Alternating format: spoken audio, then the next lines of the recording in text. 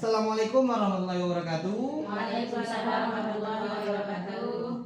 Alhamdulillah, segala puji bagi Allah karena berkat adil dan rahmatnya kita masih diberikan kesempatan dan keluangan waktu untuk melakukan pertemuan wajib kita, yaitu P2K2, pertemuan peningkatan kemampuan keluarga, program keluarga harapan PKH. Salawat dan salam marilah sama-sama kita sampaikan kehadiran yang besar Nabi Muhammad SAW dengan mengucap Allahumma shalli ala sayyidina Muhammad wa ala sayyidina Muhammad. Jadi untuk sesi hari ini kita akan memasuki sesi pencegahan, penelantaran dan eksploitasi terhadap anak. Sebelum kita memasuki materi yang hari ini, ibu-ibu masih ingat tak? Sebelumnya kita belajar tentang apa? Pencegahan kekerasan terhadap anak. Nah, untuk pencegahan kekerasan terhadap anak, mengenai kekerasan terhadap anak, ibu-ibu ada contoh tidak? Masih ingat tak? Penelantaran anak. Oh, itu penelantaran anak, itu materi kita hari ini. Kekerasan terhadap anak, ada yang masih ingat? Kekerasan Anak. bentak, terus apa lagi? Memukul. Memukul. Ya, itu betul. Beberapa hal yang terjadi terhadap anak itu penelantaran itu materi hari ini. Sedangkan kekerasan seperti kita membentak, memukul, berbicara dengan nada kasar, itu namanya kekerasan terhadap anak. Sedangkan materi kita pada hari ini, kita mempelajari tentang pencegahan, penelantaran, dan eksploitasi terhadap anak.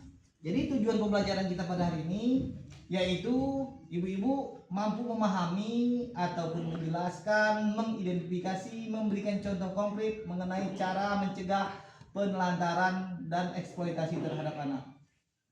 Jadi adapun indikator keberhasilan kita pada hari ini yaitu satu, kita bisa mengerti lagi apa arti penelantaran terhadap anak, apa contohnya, apa akibatnya, terus contoh-contoh eksploitasi terhadap anak, apa akibatnya, dan macam mana cara pencegahannya. Paham ibu? Nah, jadi pengertian penelantaran terhadap anak. Jadi penelantaran terhadap anak itu tidak dilakukannya kewajiban dan tanggung jawab kita sebagai orang tua. Kita punya anak, tapi kita tidak melakukan kewajiban kita terhadap anak kita, seperti contoh pengasuh dalam memenuhi kebutuhan dasar, kebutuhan baik fisik, psikis, rohani maupun sosial. Jadi kalau ibu-ibu sudah siap memiliki anak, juga siap untuk menjadi orang tua, harus memiliki tanggung jawab memenuhi kebutuhan dasar anak, seperti kebutuhan fisiknya, psikisnya, rohaninya maupun kebutuhan sosialnya. Nah, anak telantar adalah anak yang karena suatu sebab orang tuanya melalaikan kewajibannya sehingga kebutuhan anak tidak dapat terpenuhi dengan wajar, baik secara rohani, jasmani maupun sosial. Itu tercantum dalam Undang-Undang Nomor 4 Pasal 1 Tahun 1979. Jadi ibu-ibu, penelantaran terhadap anak itu bukan semata-mata, kalau bahasa dusun gitu tuh mental. Jangan salah, kita siap punya anak, kita siap juga bertanggung jawab. Tanggung jawab kita apa? Kita harus paham memenuhi kebutuhan tentang sekolahnya, makannya, kasih sayangnya, pola asuhnya. Kalau kita tidak memenuhi itu, maka kita dianggap menelantarkan anak. Nah, jadi contoh-contoh penelantaran anak tuh kita lihat tidak? Di situ tidak memberikan makanan yang sehat, aman dan bergizi. Contoh lagi itu, tahu misalnya anak kau tidak bisa makan, kau alergi susu kau, bagi susu, namanya penelantaran. Sudah itu tidak dilakukan, tidak menyediakan tempat tinggal yang layak dan pakaian yang layak terhadap anak. Misal contoh, anak lagi kecil, lagi bayi gitu, bagikan contoh pakaian bekas yang tidak layaknya. Bayi kan masih sensitif kulitnya dah. Nah, itu juga termasuk penelantaran. Terus tidak pernah diberi waktu dan kesempatan untuk bermain. Anak-anak itu kan jiwanya itu jiwa main. Anak-anak apalagi balita, bayi 5 tahun.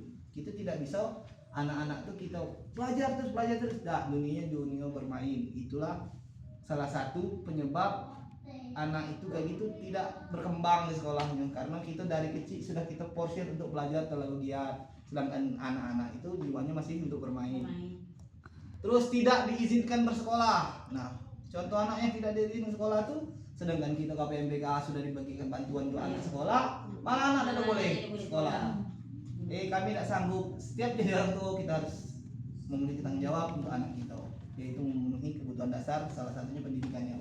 Terus tidak ke posyandu untuk menimbang berat badan dan ukur tinggi badannya. Terus tidak dibawa berobat ke puskesmas, layanan kesehatan lainnya, itu penelantaran. Sementara ibu-ibu sudah dapat program pemerintah untuk dapat KIS, dapat pengobatan apapun. Nah itu juga ibu-ibu sudah mendapatkannya.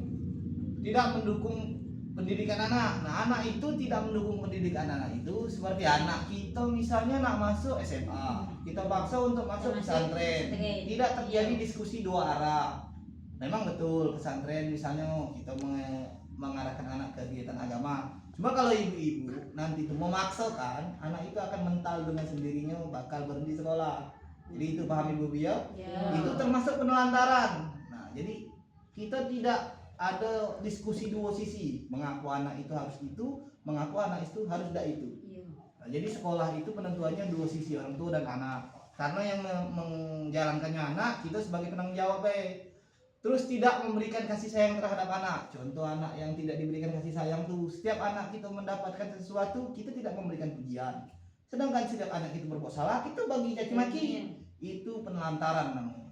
Jadi setiap anak itu melakukan sesuatu yang baik, kita kasih pujian. Karena anak-anak kecil itu, kalau dengan kita memberikan pujian, dia dapat membedakan. Oh, kalau emak saya muji, berarti kok hal baik.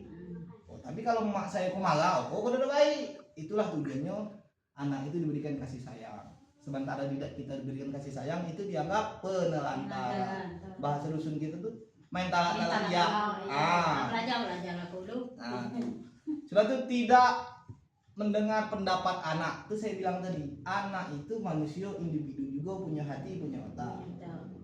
Anak terkhusus cewek atau lagi cowok, kalau cowok ke emaknya, kalau cewek ke ayahnya, dibagi celah dia untuk berpendapat, dia curhat apa yang terjadi di sekolah hari ke anak-anak, cerita dengan mak.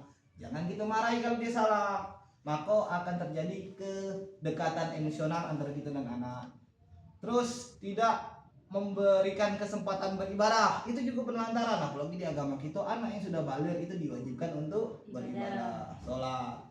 Jangankan kaki anaknya, emaknya beda sholat, ayahnya tidak sholat. Jadi satunya kita harus mencontohkan dulu, baru kita nyuruh anak tuh semayang lo, wajib. Di agama juga sudah menjelaskan bahwa kita untuk beribadah tuh diwajibkan terhadap anak tuh, dipaksa kalau sudah masuk balik.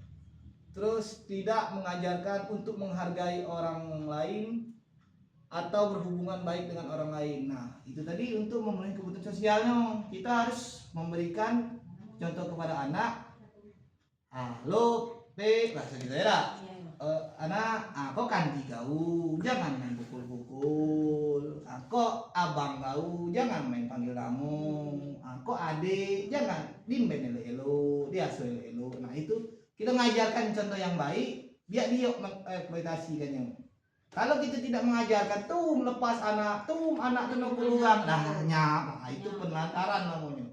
Itu anak yang akan menjadi anak yes man namanya, merasa dia lah paling bangga, dia lah paling benar, dia kalau salah dibela buat mak dia. Kita jangan menjadi pribadi yang gitu, itu termasuk penelantaran terhadap anak.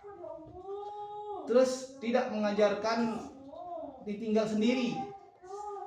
Ini stop. Nah selanjutnya contoh-contoh penelantaran terhadap anak itu yaitu ditinggal sendiri atau dititipkan di anak itu di tempat yang tidak bertanggung jawab. Contoh misalnya di tempat tetangga atau di arena bermain atau ditelantarkan begitu saja, itu namanya penelantaran.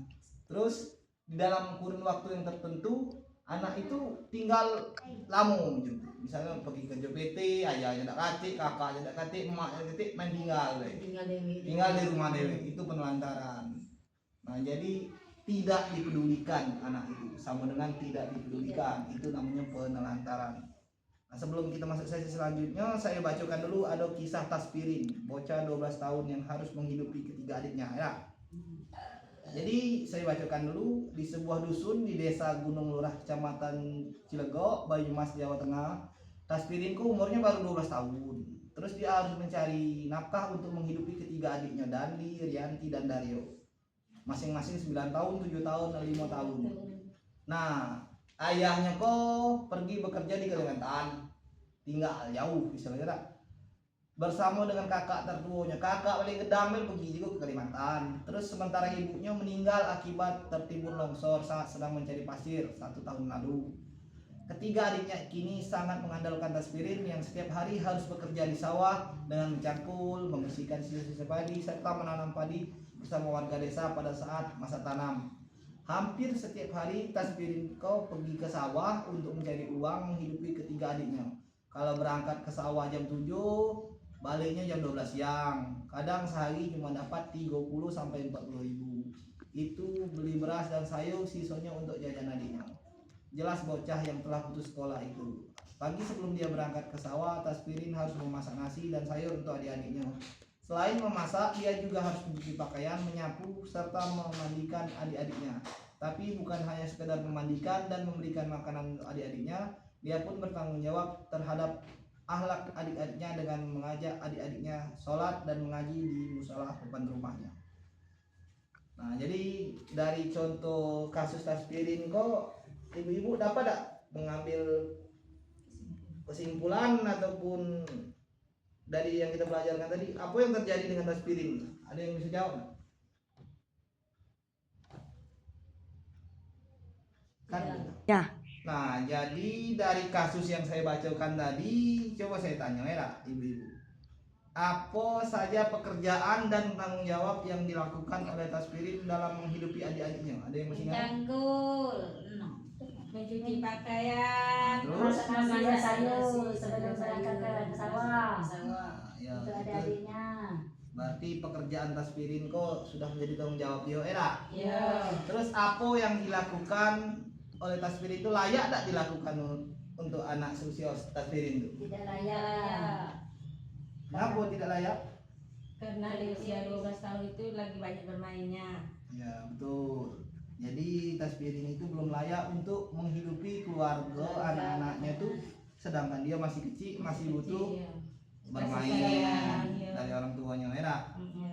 Nah, sebenarnya apa yang harus dilakukan oleh ayah Tasbirin itu atau kerabat dekatnya terhadap Tasbirin dan adik-adiknya?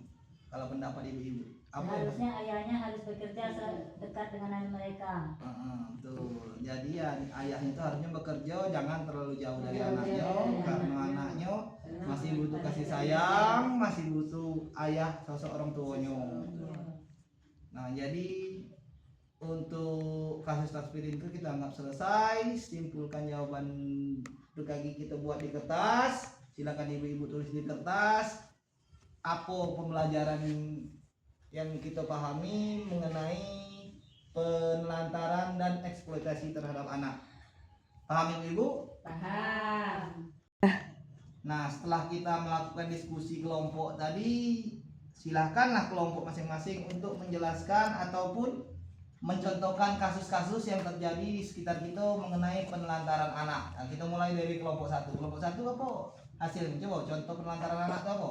Anak disuruh kerja sedangkan bapaknya di rumah. Nah, betul. Jadi salah satu penelantaran tadi yang terjadi di sekitar kita, anak yang kerja, bapak dan emaknya tinggal di rumah. Itu termasuk penelantaran anak. Coba kelompok dua. Kelompok dua apa hasilnya? Orang tua kok kerja membawa anak. Betul, itu juga penelantaran ibu-ibu ya.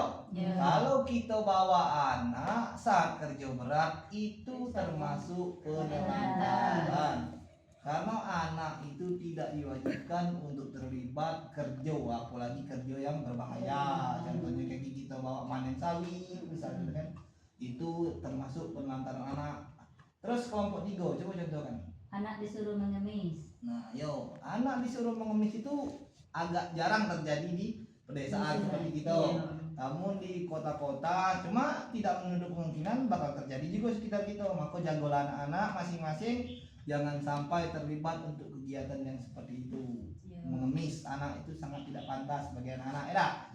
Terus kelompok 4 apa Tidak contohnya? menyekolahkan anak. Nah, tidak menyekolahkan anak juga termasuk penelantaran. Apalagi anak-anak KPM PKH itu sudah mendapatkan bantuan dari pemerintah untuk bersekolah.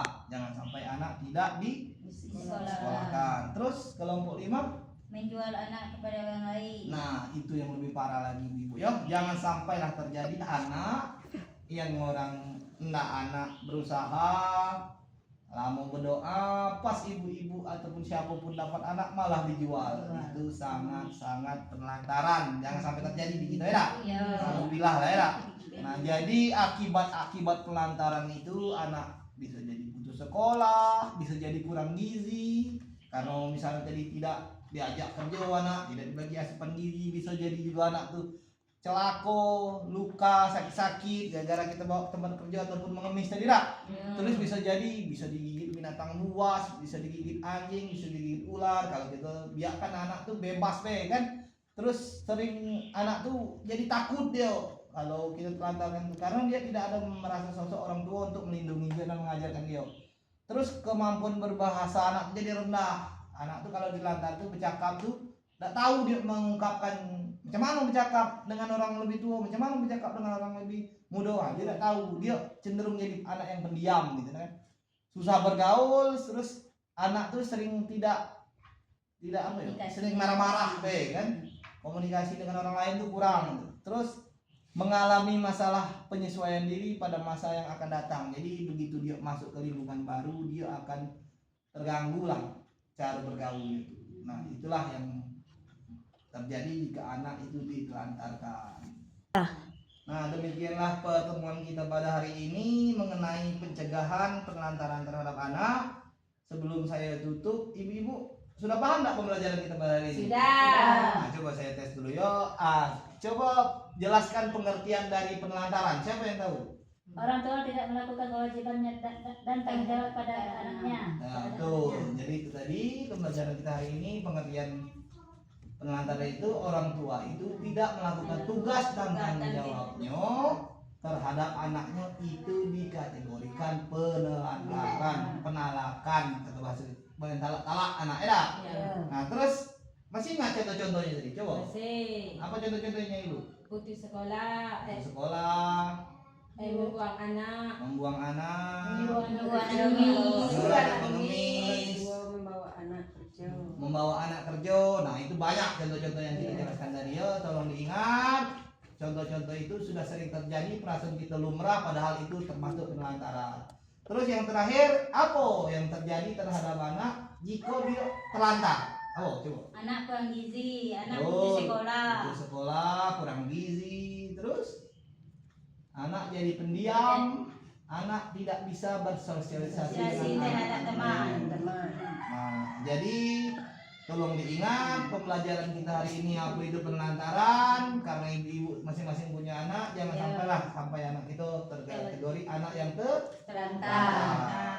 Mungkin hanya itu yang dapat saya sampaikan. Saya mohon maaf jika ada salah kata dan salah perbuatan. Sampai jumpa di pertemuan selanjutnya, yaitu mengenai pencegahan eksploitasi terhadap anak. Saya tutup dengan wabillahi taufiq wal hidayah. Assalamualaikum warahmatullahi wabarakatuh. Waalaikumsalam warahmatullahi wabarakatuh.